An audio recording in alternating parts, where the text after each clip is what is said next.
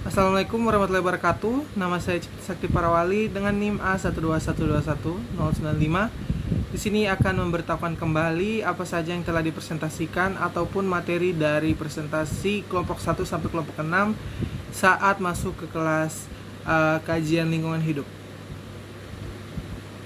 Yang pertama dari kelompok 1.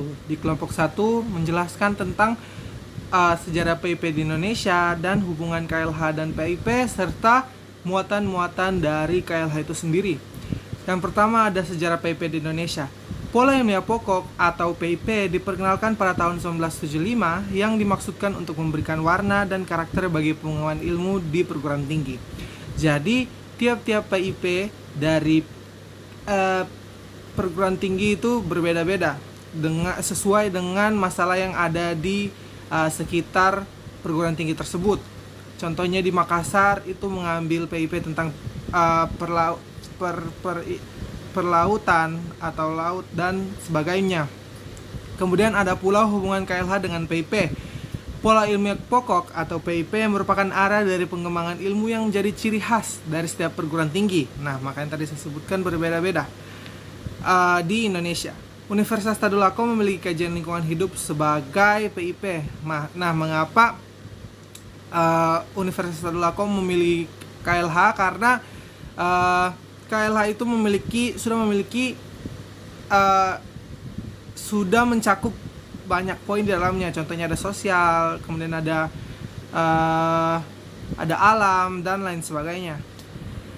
Nah, ada pula pengertian KLH. KLH atau kajian lingkungan hidup adalah kesatuan ruang dan semua benda, daya, keadaan, dan makhluk hidup terhadap manusia dan perilakunya yang mempengaruhi kehidupan dan kesejahteraan manusia serta makhluk hidup lain. Nah, di KLH ini seperti yang disebutkan karena sudah mencakup semuanya, ada juga interaksi dari manusia dengan alam atau lingkungan hidup. Kemudian ada interaksi manusia dengan lingkungan abiotik dan biotik di dalamnya, dan masih banyak lagi. Kemudian apa saja sih muatan KLH? Yang pertama ada kapasitas daya dukung dan daya tampung lingkungan hidup. Yang kedua ada tingkat pencemaran lingkungan hidup. Dan ketiga pengelolaan sumber daya alam baik yang dapat diperbarui maupun yang tidak dapat diperbarui. Masuk ke kelompok 2, di mana di kelompok 2 itu mereka menjelaskan tentang ekologi dan juga ilmu-ilmu apa saja sih yang memiliki hubungan dengan ekologi itu sendiri. Di sini pertama dijelaskan tentang ekologi. Ekologi merupakan ilmu yang mempelajari tentang bagaimana makhluk hidup berinteraksi dengan lingkungan biologis dan fisik dan menjalankan kehidupannya. Bagaimana interaksi tersebut mempengaruhi distribusi dan kelimpahan suatu jenis makhluk hidup. Di sini dijelaskan bahwa ekologi itu merupakan sebuah interaksi di dalam sebuah ekosistem atau lingkungan yang di mana akan terjadinya pertukaran energi. Nah, kemudian ada ilmu-ilmu yang berhubungan dengan ekologi. Di sini saya hanya menaruh 2 dari yang beberapa banyak yang dijelaskan oleh pemateri karena sudah ada di makalah. Yang pertama itu ekologi dengan ilmu fisika. Ekologi juga berkaitan dengan ilmu fisika, seperti pada peristiwa perubahan suhu, proses dan pengaruh hujan terhadap kehidupan juga berkaitan dengan ekologi dan fisika.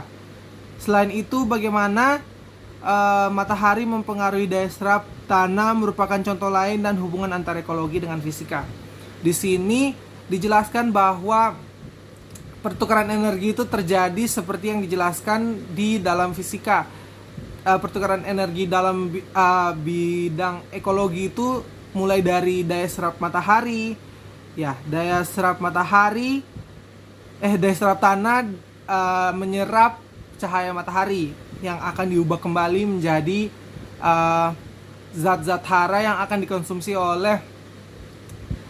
diserap oleh tanaman. Dan juga ada ekologi dengan ilmu ekonomi. Ada kesamaan pendeskripsian antara ekologi dengan ekonomi menurut Lynn Margulis. Jika dalam ekonomi disebutkan bahwa studi ekonomi menjelaskan bagaimana manusia membuat kehidupan hampir serupa dengan studi ekologi, yaitu bagaimana binatang dan makhluk hidup membuat kehidupan. Di sini studi ekonomi menjelaskan bahwa adanya pertukaran uang untuk menjalin jual beli ataupun ya interaksi jual beli. Nah, jika di studi ekologi menjelaskan bahwa adanya pertukaran energi yang dimana akan menjadi istilahnya jual belinya lah di studi ekologi untuk terus bertahan hidup. Nah, kemudian masuk di kelompok 3, di mana kelompok 3 menjelaskan tentang konsep dasar ilmu lingkungan, prinsip-prinsip dasar ilmu lingkungan, dan pendekatan atau paham-paham ilmu lingkungan.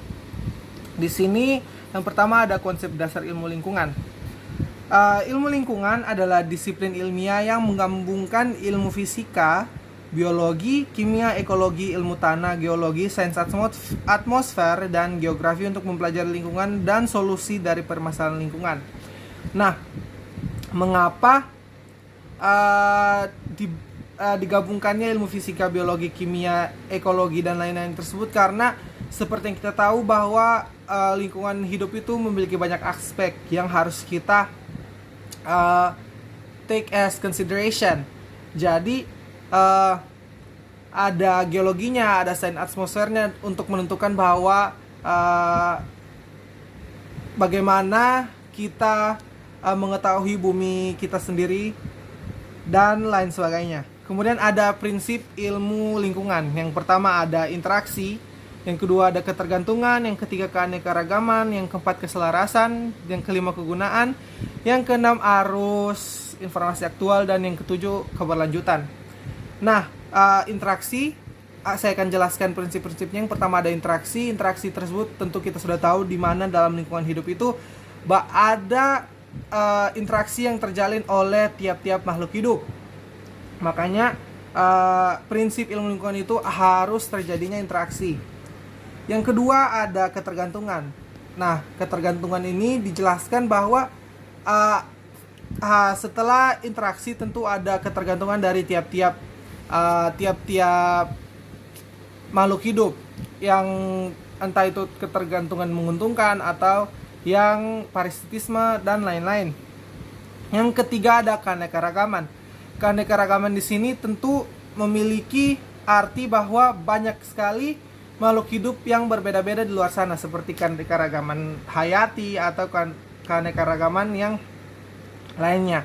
Yang keempat ada keselarasan, di mana dalam suatu lingkungan itu harus memiliki berjalan dengan selaras. Dan yang kelima ada kegunaan, yang keenam arus informasi aktual, dan yang terakhir ada keberlanjutan.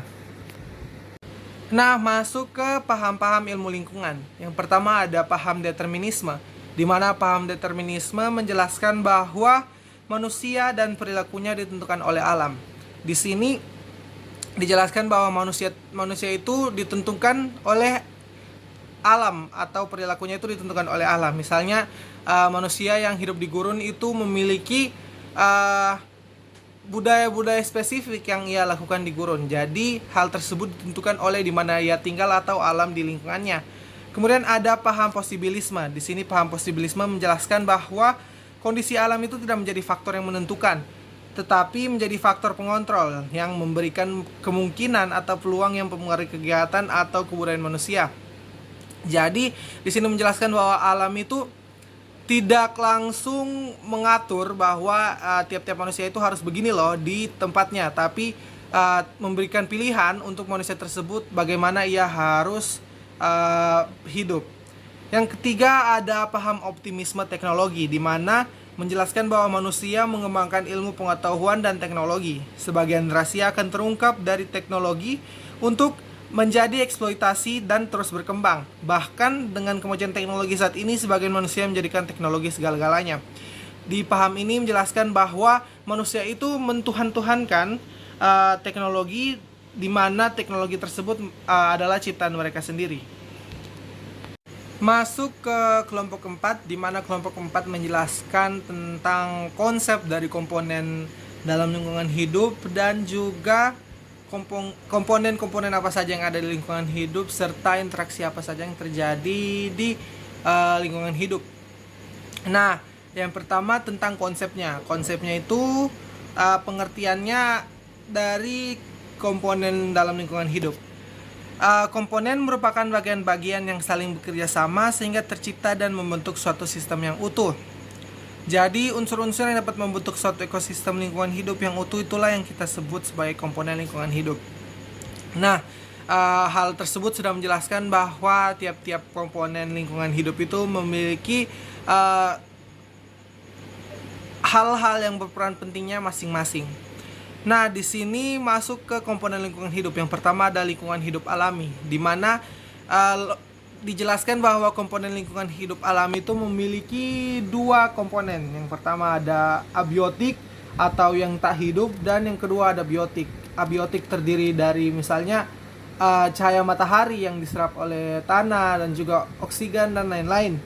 Dan yang biotik itu seperti terdiri antara tiga, yaitu konsumen, produsen, dan detritivor. Dan juga ada lingkungan hidup binaan. Lingkungan hidup binaan dijelaskan bahwa upaya manusia untuk memperpanjang masa dari ekosistem tersebut. Misalnya ada flora dan fauna yang sudah hampir punah, diciptakanlah lingkungan hidup binaan, atau adanya penggunaan pohon, makanya diciptakan untuk penggunaan khusus pohon tersebut, jadi tidak memotong lagi di alam. Yang ketiga ada lingkungan hidup sosial budaya, di mana dijelaskan bahwa lingkungan hidup sosial budaya di sini terkait tentang pendidikan atau aspek-aspek tersebut yang terjadi di lingkungan hidup manusia. Kemudian ada kelompok 5, di mana kelompok 5 menjelaskan tentang peraturan yang mengatur lingkungan hidup dan juga kebijakan yang mengatur lingkungan hidup. Nah, sebenarnya di sini banyak sekali peraturan yang mengatur tentang lingkungan hidup, tapi saya hanya memberikan 3 yang telah diberikan oleh pemateri. Masuk ke kelompok 6, di mana di kelompok 6 menjelaskan tentang kearifan lokal, kemudian kebijakan mengenai kearifan lokal dan cara mengelola lingkungan hidup. Yang pertama ada penjelasan tentang kearifan lokal, di mana dijelaskan bahwa kearifan lokal merupakan pandangan hidup dan pengetahuan serta berbagai strategi kehidupan yang berwujud aktivitas yang dilakukan oleh masyarakat lokal. Pengetahuan ini untuk menjawab berbagai masalah dalam memenuhi kebutuhan mereka. Nah, disebutkan bahwa kearifan lokal ini merupakan solusi dari kekurangan manusia di lingkungan hidup yang ada di sekitar mereka. Kemudian ada pula kebijakan mengenai kearifan lokal. Di sini jelaskan bahwa kebijakan pengelolaan lingkungan hidup di Indonesia pada dasarnya terbagi dalam 2 kategori besar, yaitu kebijakan pengelolaan sumber daya alam dan konservasi, serta kebijakan pengendalian pencemaran dan kerusakan lingkungan. Kemudian ada diberikan contoh oleh kelompok 6, di mana ada banyak contoh, tapi saya ambil satu, merupakan pasal 57 yang ayat pertamanya itu merupakan pemeliharaan lingkungan hidup dengan melakukan upaya konservasi sumber daya alam, pencadangan sumber daya alam, dan atau pelestarian fungsi atmosfer. Masuk ke cara mengelola lingkungan hidup dari kelompok 6. Yang pertama ada bercocok tanam dengan bijak. Dengan bercocok tanam dengan bijak, tentu saja kualitas dari hasil panen itu akan meningkat. Dan juga jika kita bercocok tanam tanpa menggunakan zat-zat seperti pestisida ataupun zat-zat berbahaya lainnya, tentu kualitas dari sekitar lingkungan hidup sekitar itu akan terjaga. Yang kedua ada menggunakan produk dalam negeri. Dengan menggunakan produk dalam negeri itu kita dapat mengurangi jumlah barang-barang impor yang mungkin saja mengandung bahan-bahan berbahaya yang tentu dapat merusak lingkungan atau ekosistem dari sekitar kita.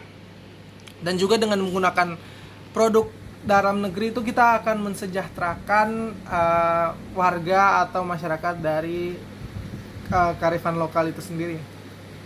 Kemudian ada menjaga flora dan fauna yang sudah langka atau hampir punah. Kemudian ada menjaga kelestarian hutan, karena hutan memiliki dampak besar bagi manusia. Contohnya hutan atau aspek-aspek dalam hutan itu yang menciptakan atau mendaur ulang CO2 menjadi oksigen, dan juga mereka dapat menjadi penyerap atau resapan agar tidak terjadinya banjir bandang, erosi, dan lain sebagainya. Kemudian melakukan AMDAL atau analisis mengenai dampak lingkungan, di mana jika kita ingin membuat jalan atau gedung, kita harus mengkonsiderasi banyak hal untuk tidak melakukan penebangan contohnya, atau lain-lainnya. Dan yang terakhir ada reboisasi atau penanaman ulang, di mana dengan melakukan penanaman ulang kita sudah dapat membantu alam dan dapat menciptakan kembali paru-paru dunia. Jadi itu saja dari saya. Sekian, terima kasih. Jika ada kesalahan mohon dimaafkan. Wassalamualaikum warahmatullahi wabarakatuh.